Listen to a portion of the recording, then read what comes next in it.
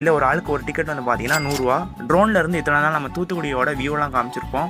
இந்த ஜெயிண்ட் வீல்லேருந்து நம்ம தூத்துக்குடியோட night view வந்து பார்க்கச்சில வேறு லெவலில் இருந்தது. நமக்கு பக்கத்துலேயே வந்து பார்த்தீங்கன்னா ஒரு கொலம்பஸ் இருந்தது. நான் இங்கே போனதில்லை, நீங்கள் யாரும் போயிருந்தீங்கன்னா கமெண்ட் பண்ணுங்கள். இந்த இடத்துல எனக்கு என்ன தோணுச்சு தெரியுமா? இப்போ நான் தான்டா இந்த ஊரோட டாப்பில் இருக்கேன், மற்ற எல்லாருமே எனக்கு கீழே தான். இந்த டைலாகை சொன்ன பிறகு ஒரு சுற்றி விட்டாங்க பாருங்கள். அடிவயர்லேருந்து எல்லாத்தையுமே கலக்கி விட்டாங்க.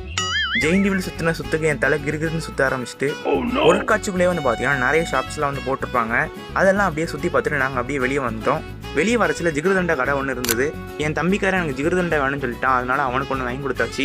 இதோட ப்ரைஸ் வந்து பார்த்தீங்கன்னா 50 rupees. நல்லா இருந்தது. அடுத்ததான் நாங்கள் திருவிழா வந்தாலே கண்டிப்பாக அந்த இதை சாப்பிடாம போகவே மாட்டோம். அதுதான் வந்து பார்த்தீங்கன்னா டெல்லி அப்பளம். இந்த டெல்லி அப்பளத்தோட ப்ரைஸ் வந்து பார்த்தீங்கன்னா 50 rupees தான். அதுக்கடுத்து நான் எப்போ மாதா கோயில் வந்தாலுமே கண்டிப்பாக விசிட் பண்ணுற கடை இந்த கடை தான். மாதா கோயிலில் எனக்கு ரொம்ப ரொம்ப பிடிச்ச போலி ஷாப் இதான். அண்ணன்ட்ட ஒரு போலி 20 ரூபா. அண்ணன்ட்ட 2 போலி வாங்கி சாப்பிட்டுட்டு அப்படியே வீட்டை பார்த்து கிளம்பிட்டோம். அப்படியே மறக்காமல் நம்ம மைதீன் vlogs பேஜ், நம்ம தூத்துக்குடி மக்கள் பேஜும் ஃபாலோ பண்ணி வச்சுக்கோங்க.